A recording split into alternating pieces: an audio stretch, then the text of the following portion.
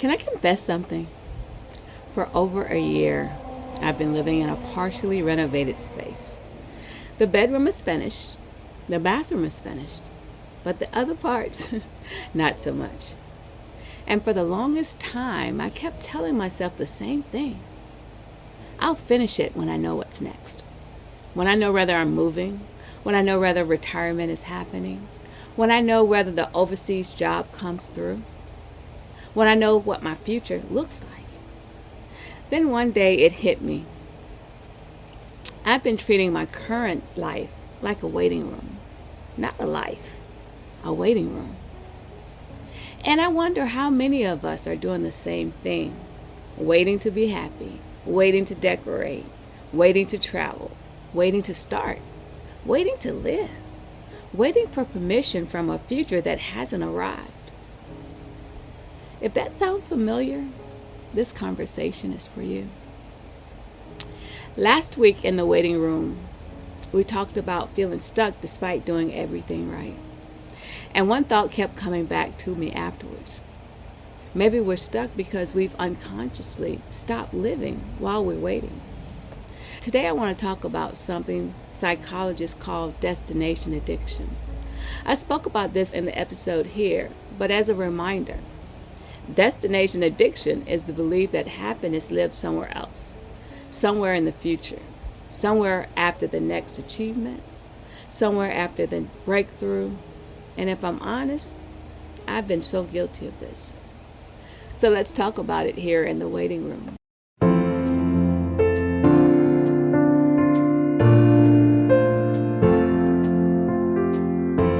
Hey, welcome back to Ways of Change. If you're new here, my name is Vanessa, and this channel is for anyone navigating reinvention, uncertainty, purpose, wellness, faith, and the often messy middle between where they are now and where they hope to be.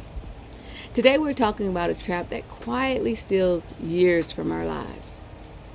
The belief that life begins later, after the job, after the retirement, after the move, after the relationship, after the breakthrough. But what if life is asking us to participate right now?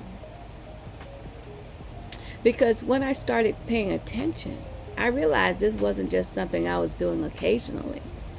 It had become a mindset. And once I saw it, I started seeing it everywhere. Have you ever noticed how often we talk about the future? After I retire, after the kids leave, after I lose weight, after I get the promotion, after I move, after I find the right person, after. It's amazing how much of our happiness we place in a future version of ourselves. And here's the problem. The future keeps moving. You reach one milestone and immediately create another, then another, then another. And before you know it, you've spent years postponing joy.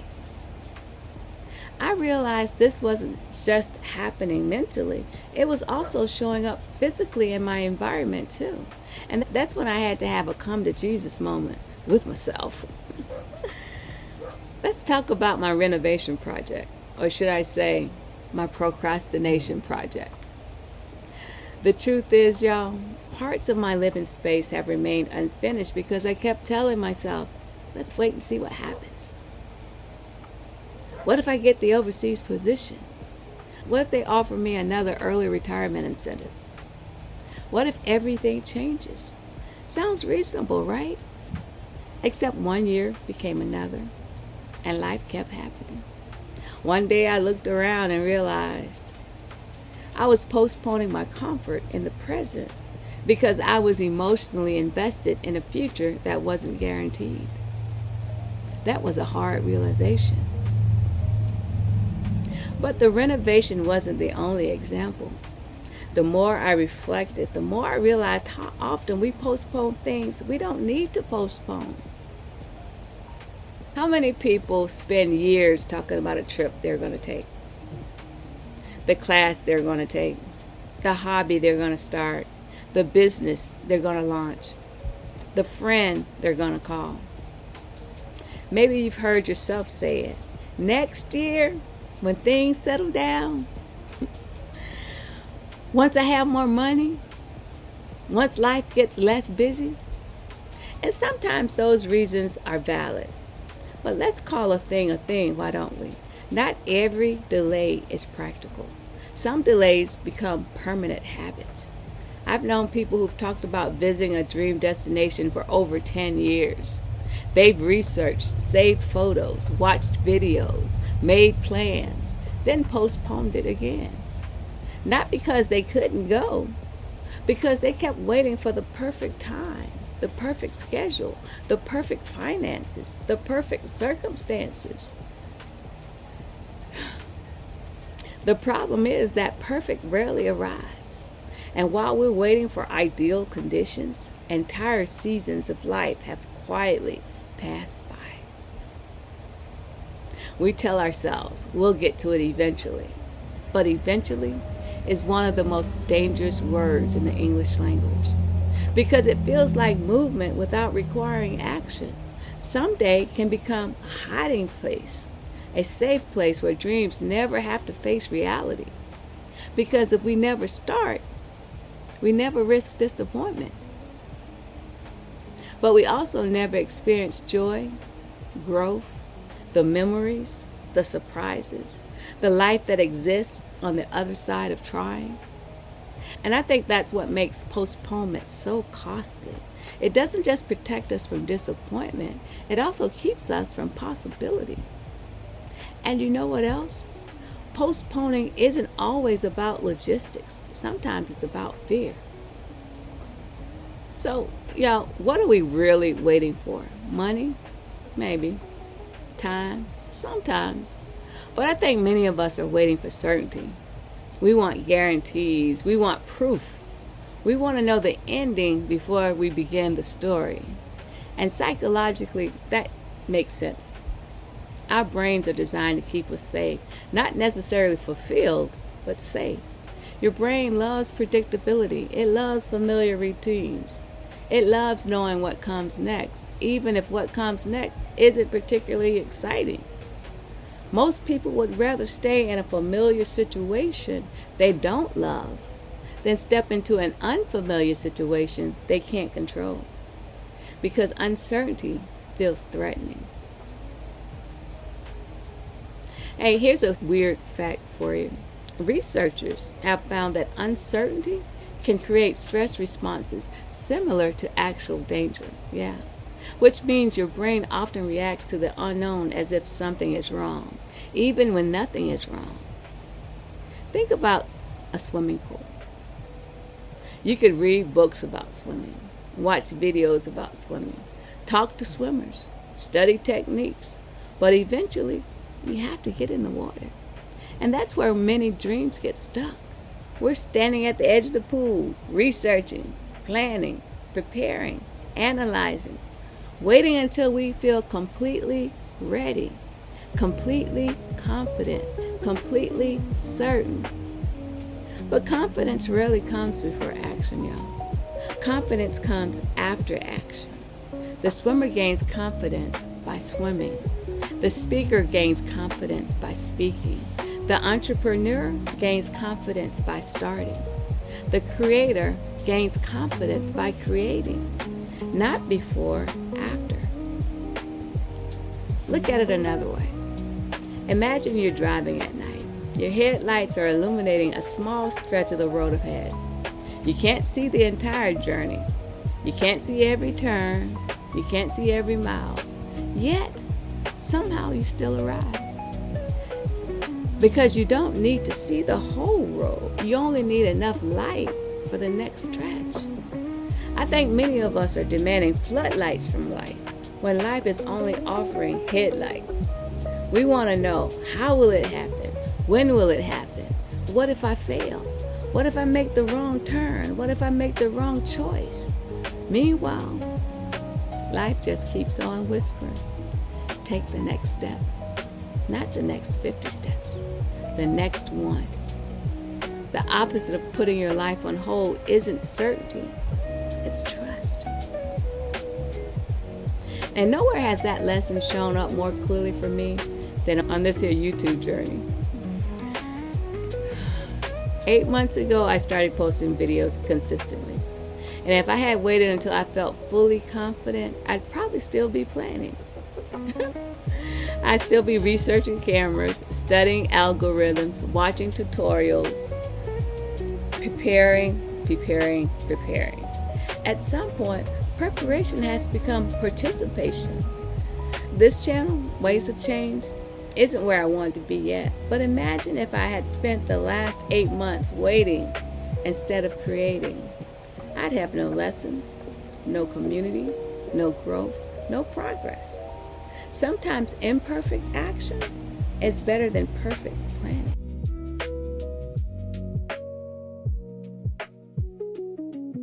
Our spiritual anchor verse is from Matthew chapter 6, verse 34. Therefore, do not worry about tomorrow, for tomorrow will worry about itself. Each day has enough trouble of its own. Notice what Jesus doesn't say. He doesn't say, don't prepare, don't dream, don't plan. He doesn't say, don't live. He says, don't live in tomorrow, because tomorrow is stealing today's attention, and today's attention is where life actually happens. When I sat with that verse, I realized something uncomfortable. I wasn't just planning for the future, I was neglecting the present. What if the lesson isn't learning how to wait?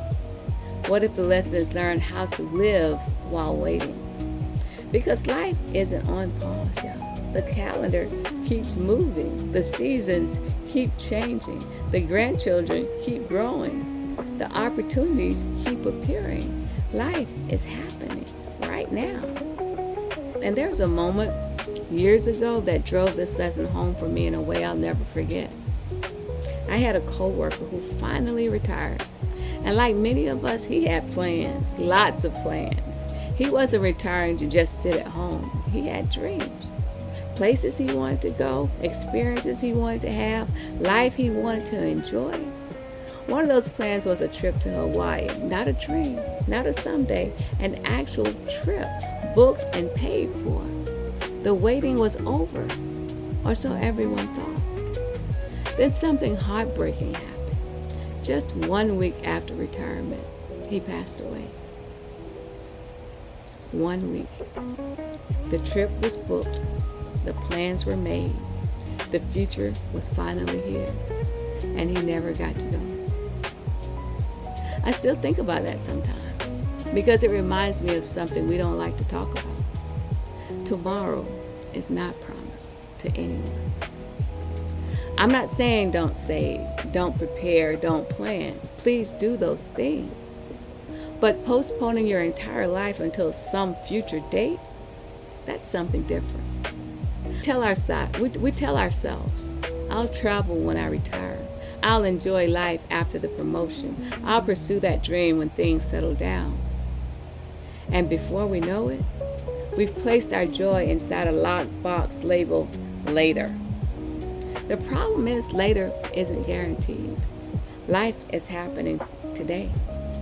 And I don't know about you, but I don't want to miss it. So before we close, I want to leave you with a few questions, not to answer for me, to answer for yourself, because it's journaling time, y'all.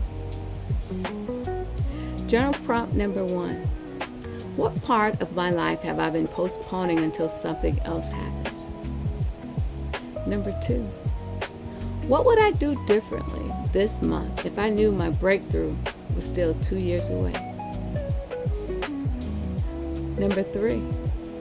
Where am I waiting for certainty when courage would be enough? My friend, maybe the breakthrough comes. Maybe it doesn't come when we expect it. Maybe the job happens. Maybe the move happens. Maybe the retirement happens. But here's what I know. I don't want to spend the years in between waiting to live. Because life isn't a dress rehearsal. This isn't practice. This isn't the commercial break before the real show starts. This is the show. This is your life. And it's happening right now. So if today's conversation resonated with you, I'd love to hear from you. Leave a comment below and tell me, what part of your life have you been putting on hold? And if you know someone who keeps saying, I'll do it later, share this episode with them. You never know who might need this reminder today. If you're enjoying the waiting room season, don't forget to like this video, subscribe to the channel, and turn on the notification so you don't miss the next conversation. Every like, comment, and share helps this message reach someone else who's navigating their own season of waiting. And I truly appreciate your support. This is part 3 of the waiting room. And the next time, we're talking about what waiting reveals about us. Because the waiting room has a way of exposing things we didn't know were there. Fear, control, faith, patience, identity. Sometimes waiting reveals strengths we didn't know we had. And sometimes it reveals wounds we didn't know were still influencing us. Because waiting doesn't just test us, it teaches us. Hey y'all, I'm Vanessa, and this is Ways of Change. Remember, you're never too late, and your peace is never too far. I'll see you in the next wave. Bye.